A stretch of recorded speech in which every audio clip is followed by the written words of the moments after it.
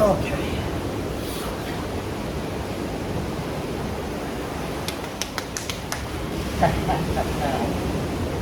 Sally sells shoes, Sally buys seashore.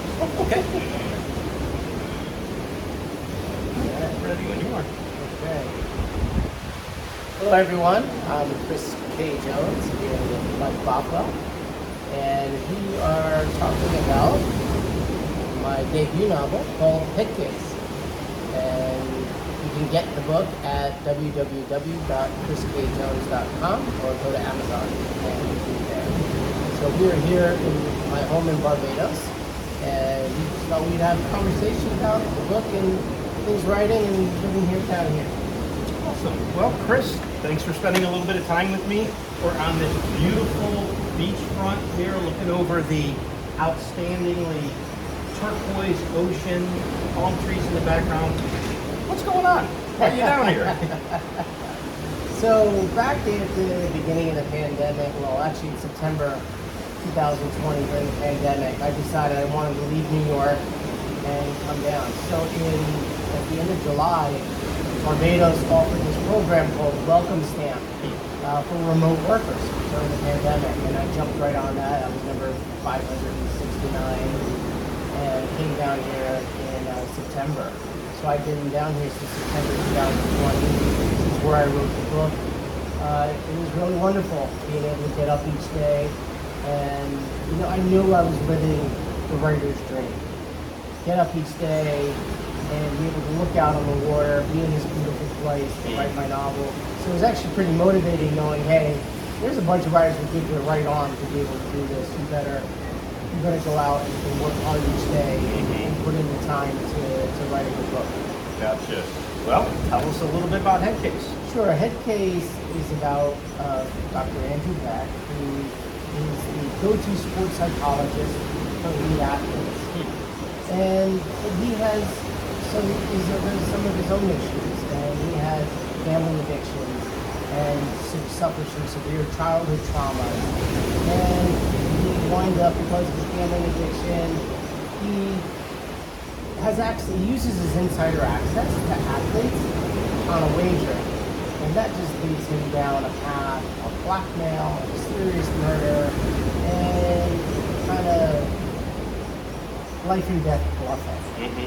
And so the only way for him to get out is to go all in. And so I think it's an enjoyable book, and I've gotten really good feedback on it. He won a Literary Tycoons Award, Gold Medal Award in May. Oh, congratulations. Thank you. Yeah, some 5-star reviews, and so I hope people just enjoy it and find it, lose themselves in the world that I made. Nice. Sports, do you have a background in sports? How did you come up with this topic? Yeah, I was a wrestler in high school and college, and then I switched to judo and martial arts. But I really grew up around it. I worked at Giant Stadium for the New Jersey Generals. My brother worked for the Giants. My dad used to start baseball teams. I spent a lot of time around pro athletes growing up, and I used to like to just talk to them about their lives and what was happening in the locker room after a game. I didn't ask them about that. I wanted to know who they were and what they were about. And during my research too, I got a chance to talk to a lot of athletes. And, so for me, like even the title, Headcase. So Headcase is a derogatory term for an athlete who has trouble either off the field or those off the field troubles come on the field. And then they develop, sometimes it's called the yips, sometimes they're just things that they used to be able to do every day, they can't do. They just free throws, they make an error, dropping a pass, all these different things. And for me, I was always, as an athlete and an avid sports fan, I was always interested in athletes, not just the physical part, but the mental part. Because so much of it is mental. And what happens when an athlete fails? I had success and failure in sports, and I know what I went through when things didn't go well. So I was always very curious. And then my favorite question as a writer is, what if? And so I thought, well, what if that sports psychologist, when an athlete fails, they go find sports psychologist. Well, what if that sports psychologist had more issues than the patients he was treating? And how would he go through that? And this is a lot about, the whole theme of the book is, you don't discover your demons, you show you. And it doesn't matter if you're a pro athlete, rich and famous, or living the lifestyle that Andrew lives. And if you don't discover those demons, they are going to bring you down. And this whole first book of Shock and Denial is about his downward spiral. So, book number 1, Shock and Denial. So, obviously, it's a series. So, how do you see the series playing out without giving away any spoilers? Yeah, I don't want to do that. So, the outline for book 2 is already done. I've already started working on book 2. And I think a lot of it, Shock and Denial, is his life spirals downward. And he has an inkling at the end of book 1 of something might have to change because his life is just falling apart. And he had this idyllic life, rich, very wealthy, Greenwich, private planes, sitting in the luxury boxes. He's got a wonderful wife, who's successful in her own right, but everything starts to deteriorate because he starts lying and getting into gambling. So he gets this inkling sort of at the end of book 1 when he's really caught with a gangster and he's in a lot of trouble. So book 2 is that process of now as he realizes he has a problem, like most people do when they have an addiction, they might swear off it for a little problem, but then there's always this one moment like, well, just this once. And then just this once gets him in more trouble. And you see his path going as he gets a little bit more realization as he goes. And in the middle, lots of struggle, he's still treating his athletes while also dealing with his own internal demons. Can they do that? Can they have internal struggles on their own and still help other people? I think the psychologists are human beings just like the athletes, right? And psychologists don't have to be perfect human beings. And a lot of times their trauma makes them more human as well. So it really is an interesting story in that part because he does do a really good job with his patients. It's amazing how the things he's able to see in his patients, he can't turn the mirror on himself. And I think that's a lot for all of us. We can, we most teach we best teach what we most have to learn. And it's really easy for us to see those things in other people. And there's another term, it's like you spot it, you got it. So if I see that thing in you that I don't like, it's probably because I have it in myself. And he knows all the technical side, and he can compartmentalize his mind to just being able to treat, but not being able to reflect on his own life because his ego gets involved. And whenever ego gets involved, that's usually the blockage that I've seen in my own self-discovery. Whenever ego comes in, that's usually what's blocking that ability for us to see clearly, like, wow, I really need to change this aspect of my life. Gotcha. One of the things that is really in the news these days is mental health and professional athletes, whether it's Simone Biles or any of the other tennis players or you name it. You're hearing so much about them really taking care of their own mental health, even if it means pulling out of a competition. Why do you think that is? Why do you think there's so much focus these days on mental health with professional athletes? Well, we're seeing the damage that it can do. Their body may be perfectly fine. And another area I try to really bring in is this dark side of sports and in psychology. The psychologist for a team, he works for the team. So I think we're now finally, as athletes come forward and showing that level of vulnerability, Kevin Love, Naomi Osaka, being able, and the bravery of Simone Biles, one of the best gymnasts walking away, and the amount of help that she got, which was really unfair. I mean, she could die. You do a somersault landing your head, you could die from that. There's not too many things you and I do on a daily basis where we might die from our work, right? So I think I'm glad people are starting to see this because I first started writing it in 2016 as a TV pilot, a screenplay, and it really wasn't. But it was less than the last few years. And in 2020 is when I flew down here. I turned it into a novel. But I think a lot of it is really about people now understanding that mental health exists. And just because you're rich and famous, which is something only 0.1% of the world can do, it doesn't mean you didn't have trouble. So in my research, a lot of athletes, horrific childhood, tons of generational childhood trauma. That has to be processed. And sometimes just because they can compartmentalize and put everything on the field doesn't mean that it doesn't affect them in their other life. And I think it's brave of them to be able to say, hey, I'm not ready to play. And they might hurt themselves even more in an injury, even though their body might be. So good for them to take care of themselves. Michael Phelps winning gold. That documentary is really great. It's on HBO. And he talks about all these Olympic athletes who really struggle after winning gold and coming back and just dealing with it. And they really, as us as consumers of entertainment and sports, we see it, yeah, they won, and then you just go on to whatever the next sport is. Well, that's their life, right? And then they come back and they have to deal with this during that peak moment. And then after that, it just drops right off. Now, when we as the audience have gone on to the next superstar, gone on to the next hero. And they're just like, hey, what about me? I think they have it a lot harder in many cases, and it really takes a strong, and I'm glad they're taking time to care for their mental health, that self-care, like you said. And it's really good. Well, as entertaining as the book is, there might be a side benefit too of kind of shedding more light on mental health in sports. Is that part of that goal? Yeah, absolutely. I mean, the first thing is an entertaining book. Come home, enjoy it, take 20 minutes, take a break. But if I can raise some awareness towards mental health in sports, and I try to really depict the dark side of sports and what that's like, I'd be very proud of that. That to me would be another part of the book that would really be great if people just have a little bit more awareness, and maybe even trigger some things in their own mind of reading about it. And okay, maybe I can talk to somebody and to get some help in the process.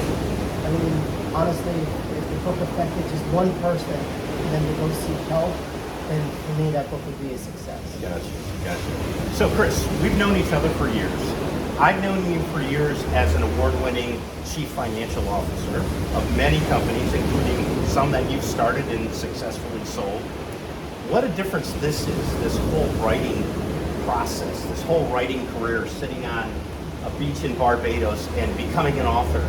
Tell me about that transition. How did you go from an award-winning entrepreneur, CFO of the year, completely switching gears and becoming a published author? I've always had the left brain, right brain. As a child, I wrote because I couldn't get these vivid pictures in my imagination out of people. I couldn't draw, but I could write, and I would write these ideas down, go to my friends, and we'd make up these big worlds and larger-than-life heroes. And so I've always been writing, but I always enjoyed business and logic. In high school, I took a creative writing class. Actually, my book is dedicated to Paul Tang, my creative writing teacher in high school, who really helped nurture that in me and helped becoming a writer. So that I've always had that side, but I've always really enjoyed business. Started taking accounting classes in high school. So it was really then a choice of this war between the right brain and left brain. But in the end, my practical mind sort of worked out and sort of won out on that. So even in college, when we went to Trenton State together in college in New Jersey, my English professor said, Chris, you're really talented. You should switch from accounting and pursue your writing. Because I grew up poor, I don't want to be a poor starving artist. I'm just going to go out and make some money and then I'll write. Right. And it took me a while. I had started thinking, well, I took one, put it in another one, and after 9/11, I lost everything I had. And had to rebuild from scratch. And really, I don't think there's too much worse than not having money, making some money, and then losing it all. And really having to rebuild myself back up. But that battle kind of always went. So when it did come time, so I sold my company in June 28, 2019, came down here on vacation June 29, 2019, and then I started really saying, now I can put the time in. I started taking my writing seriously in 2014. I wrote a play called Twisted Metal about two Marines and their PTSD. Which did pretty well, it was received well. And then I also started writing Headcase as a TV pilot. And then as the pandemic hit, I really felt this was going to be just an impossible task. I thought, well, why don't I change it into a novel? Came down here in November 2020, switched it to a novel. Now, about the process of things, the right word is process. Because I've always been, as long as you know me, I've been a results oriented, one goal after another, gotta get it, whether it was my fitness and sports or business, one thing after another, gotta get that goal. Well, writing is absolutely a process oriented experience. And I had to learn how to become process oriented. which was a new experience for me. And shifting my brain to that wasn't easy. It wasn't an easy process. So, because I could sit in a spreadsheet, 12 hours, bang it out, I can muscle it. You can't muscle a manuscript. I've spent 2 hours on a paragraph, over and over and over and over. And sometimes you just have to step away. Go for a walk, go look up at the clouds, find some cloud animals, then go back in. And that's kind of what I did. And that would help. The other thing I did, because I constantly had this CFO tripping in my brain, when are you done? When do we make money on this? It was just that whole thing. The artist just wanted to tell it, go shut up and go someplace else.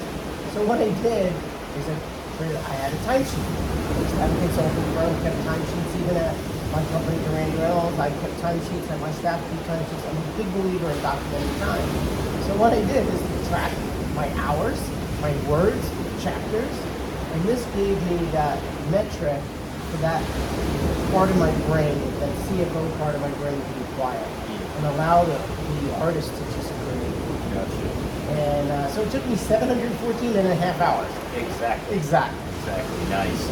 It's interesting because it is such a different world, but it sounds like your previous life in finance, entrepreneur, chief financial officer, you've actually pulled some lessons into your process for writing, like the timesheet. Yeah, interesting. Speaking of worlds, I love the book, read it cover to cover. It's a page turner. For me, it's a page turner because you've created a Headcase world that I could get into and kind of just lose myself in. That's really interesting, creating a world. I don't think I could do that with all the levels and all the details that you did so successfully. How does one create an entire world from scratch? Yeah, Headcase takes place in an alternative 2019 pre-pandemic. The book takes place 1 week of Dr. Andrew Beck's life. And you can see it go down. So what I did is I didn't want to use pro teams and real players, so I made up my own teams, made up my own leagues. I actually built stadiums that don't exist. So like on the west side of New York City, they were going to build a West Side Stadium. The Jets were going to play there, and even if they had the Olympics. Well, I decided to build, they didn't build it. The Hudson Yards is there now, but I built it. Called it the Tomlin Insurance Sports and Entertainment Complex. It's right there where Hudson Yards. And Tomlin is a family that I know. It's my lawyer in New York, but also a family down in Bardados. Jill Tomlin is my editor, and the family really took me in when I came down here. So I thought, hey, and he has an insurance agency. I was like, hey, you want to have your own arena? And he got a kick out of it, and so we did that. So it was really a lot of fun to build this world, create players and leagues, and for me, even for the 5-iron, which is the kind of gambling establishment where they go, building this whole world underground gambling establishment in New York City. Mm-hmm. So yeah, that's kind of the fun part. And since it's so much fun, it comes to me pretty quickly. It's easy for me to come up with characters and flaunt people and where they come up. That's the easy part for me, for writing, world building and fun. The hard part is finding those right words. And Jill helped me, and my editor, Ben Ogler, he helped me too, just developing a story that had a good character arc and really tight paragraphs. I'll go on and do the goes and this and that, and they helped me to get really the tightness of it. And that's really the difficult part, the ending. I got through it pretty quick, but editing and going over that's hard. That's the push-ups and sit-ups of writing, is editing, going through it, making it better. Just when you think, oh, I got it, it's perfect, and then someone goes through it, like, oh, that's pretty good. And just going through again and again. I mean, there are chapters that I've rewritten 5, 6, 7 times. It's not unusual. But you want to put out a good book, I think you have to do that. You have to be willing to do the push-ups and the sit-ups. Gotta do the push-ups and sit-ups. Love it. What's next? What's next in the series? What's next, without giving away any spoilers, and what's next for Chris K. Jones? So what's next for me is really now I've been going back and forth from Barbados to New York and helping to do more bookmarking. I've had some events. I have a bunch of podcasts coming up where I'm being interviewed, so I'll drop that if you go out to join my website at www.christkjones.com. Subscribe. You can even get the first 7 chapters free. See if you like it. And if you like it, then go buy it. And so the podcast that I'll be interviewed on will be known there to my subscribers. Yep, trying to plug along on book 2. And I think we'll find Andrew in his adventure just continuing to learn a little bit more about himself, get realized, as well as the athletes dealing with their traumas and coming to reconcile the issues that they have. And all the characters have trauma. We all do. You, me, we all have trauma, and how that trauma plays out. So even the characters that are like the bad guys, the antagonists, they have their trauma. And I think it's really, if you read at it and you see where they're coming from, you can see that we all have it, it's just how we deal with it. And if we can deal with our trauma in a positive way, we can live a healthy life. And when we don't do it in a positive way, that's when really the demons come out and it leads to addiction, poor relationships, our work, creating issues and things like that. So Chris, can we buy the book from your website? Absolutely. You can go to www.christkjones.com. You can order the book on the website, as well as you can order from Amazon.com, or go down to your favorite bookstore and order it from them. Awesome. So lots of ways to pick up Headcase. I strongly recommend it to everybody out there. A real page turner. And Chris K. Jones, thank you so much. Thank you, Mike.